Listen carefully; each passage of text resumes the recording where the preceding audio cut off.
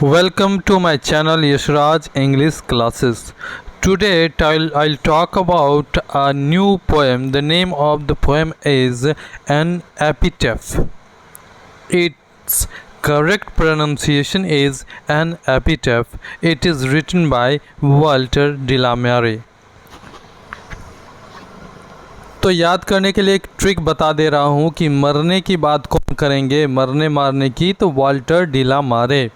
D ला मारे के last में मारे वाला वर्ड लिखा है, यानी मरने वाली बात वाल्टर डी ला मारे करेंगे।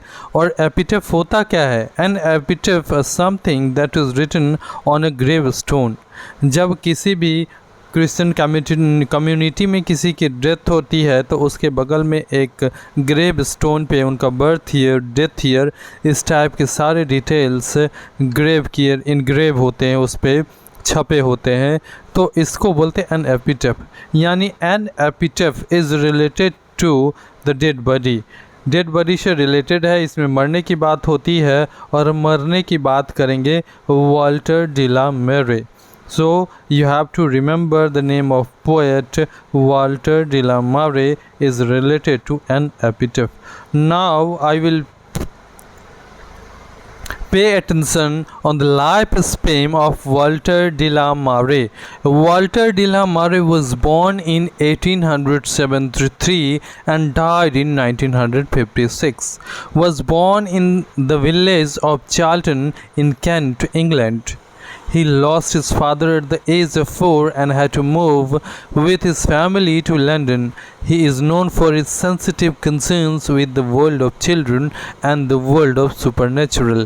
His songs of children and Peacock Pie depict the world of dreams.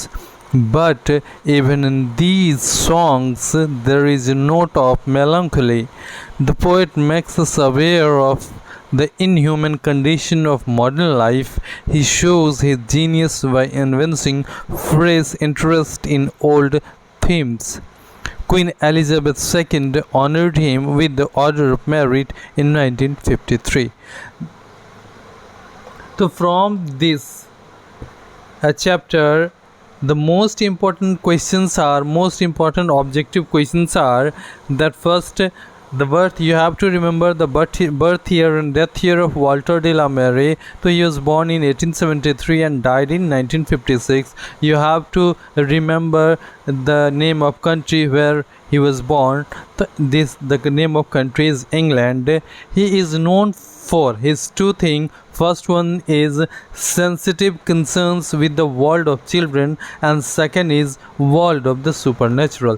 Supernatural means क्या होता है? Beyond the science. जैसे हम बात करते हैं इसकी, जो हम लोग देखते हैं सुपरमैन की बात करते हैं, उसमें एक्स्ट्रा पावर रहता है, उड़ सकता है।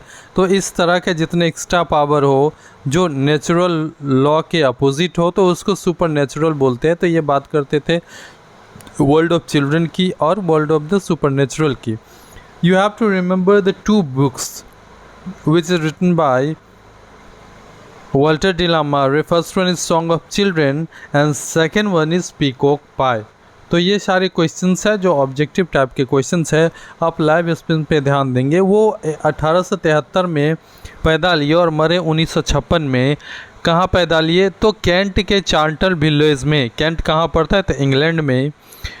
वो अपने फादर को 4 साल के एज में ही खो दिए और इन्हें अपने फैमिली के साथ लंदन जाना पड़ा। He is known for is sensitive, और ये जाने जाते हैं अपने सेंसिटिव कंसर्न। इनका संबंध था किससे? तो वर्ल्ड ऑफ चिल्ड्रन, चिल्ड्रन के दुनिया के बारे में लिखते थे या सुपर नेचुरल एलिमेंट के बारे में लिखते थे। हिज सॉन्ग्स फॉर चिल्ड्रन और एंड पीकॉक पाई डिपिट, दो बुक जो है, एक पीकॉक पाई है, एक सॉन्ग्स फॉर चिल्ड्रन। इसमें ये ड्रीम, वर्ल्ड ऑफ ड्रीम के बारे में बात करते हैं। But even in these songs there is a note of melancholy, और कुछ शेयर थिंग की भी बातें करते हैं। मेलंकली मीन्स होता है शेयर थिंग। तो the poet makes us aware of in human condition of modern life, और इस तरह से जो पोएट है हम लोगों को अवगत कराते हैं मानव के इन ह्यूमन कंडीशन की, बर्बर कंडीशन की। ही शोज़ हिज जीनियस बाय इन्वेंशिंग, और ये अपने इन्वेंसी मीन्स होता है डिस्प्ले करना। तो ये अपने जीनियस जो है, ये अपनी इंटेलिजेंस जो है शो करते हैं ओल्ड थीम के बारे में लिख के। क्वीन एलिजाबेथ सेकेंड जो है इनको नवाजित किया, इनको ऑनर किया किस चीज़ से, तो ऑर्डर ऑफ मेरिट। कब? तो 1953 में। Now I will talk about the poem an epitaph. An epitaph, it is a very short poem,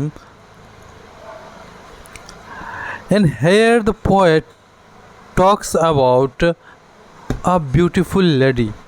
So first I will recite the poem.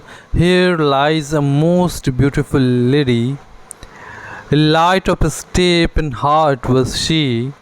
I think she was the most beautiful lady that ever was in the West Country. But beauty vanishes, beauty passes, however rare it be, and when I crumble, who will remember this lady of the West Country? The poet talks about the most beautiful lady of the West Country who moves hither and thither aimlessly. The poet thinks that he could not see such a beautiful lady in the West Country. Beauty cannot remain forever, it will be faded away and vanishes. Now poet asks a question, when I will die, who will remember this lady of the West Country? तो ये इस poem में जो है poet बात करें एक beautiful lady के बारे में, बहुत ही सुंदर, द मोस्ट ब्यूटीफुल बोला गया है उनको, वो भी वेस्ट कंट्री में, पूरे वेस्ट कंट्री में ऐसी ब्यूटीफुल लेडी कोई नहीं है। लेकिन light of step and heart, it means anybody who moves hither and there aimlessly, this is called light of step and heart. जो लेडी थी इनका कोई एम नहीं था, ये इधर उधर बिना कोई एम के घूमते थे। तो यहाँ जो पोएट है दो चीज़ की बात करे, एक इनर ब्यूटी, एक आउटर ब्यूटी। आउटर ब्यूटी दिखावे के लिए होती है, जब टाइम पास होती है तो ये भी फेडेड हो जाते हैं, ये भी धूमिल पड़ जाते हैं, ये गायब हो जाती है। ब्यूटी हमेशा नहीं रहती। जब हम लोग यंग एज हैं तब हम लोग स्मार्ट दिखते हैं, लेकिन धीरे धीरे हम लोग जब ओल्ड होते हैं तब सारे चीज़ वेनिश हो जाते हैं, गायब हो जाते हैं। However rare it be, इतनी ब्यूटीफुल थी कि पूरे वेस्ट कंट्री में मिलना मुश्किल, एकदम रेयर था। And when I crumble, who will remember this lady of west country. ये सुंदर है, ये ब्यूटीफुल है, सिर्फ मुझे ही पता है, लेकिन ये आउटर ब्यूटी है, ये हमेशा रहने वाला नहीं है, ये कभी ना कभी गायब हो ही जाएगा, और जो ये परमानेंट नहीं है। अब जब ये ब्यूटीफुल लेडी है वो मरती है, सिर्फ और सिर्फ I am only there to remember her, because I know her that the lady is the most beautiful. ये आउटर ब्यूटी की बात हो रही है, मुझे पता था वो बहुत ही ब्यूटीफुल है, लेकिन दुनिया में और कोई आदमी उन्हें नहीं जानते थे, क्योंकि वो कोई काम नहीं किए, कोई कमिटमेंट नहीं किए, उनका कोई एम नहीं था, कोई डीड्स नहीं थी जिससे वो याद किए जाए। यानी इनर ब्यूटी की बात करें तो इनर ब्यूटी थी ही नहीं उनके पास। तो वही पोएट बोलते हैं, अभी तो हम जिंदा हैं तो हम याद कर रहे हैं, जब हम मर जाएंगे तो ये जो ब्यूटीफुल लेडी है, सुंदर लेडी है, जो पूरे इंग्लैंड में ऐसी सुंदर नहीं है कोई, इसको कौन याद करेगा, क्योंकि इसके द्वारा कोई भी किया गया काम अच्छा नहीं है, कोई भी ऐसा काम नहीं की है जो कोई याद करेगा। So whenever you have to write the summary, you have to write like this. In this poem, the poets talk about outer beauty which will be faded away when time passes. Nothing is permanent in this world. It is universal truth that everyone is born to die.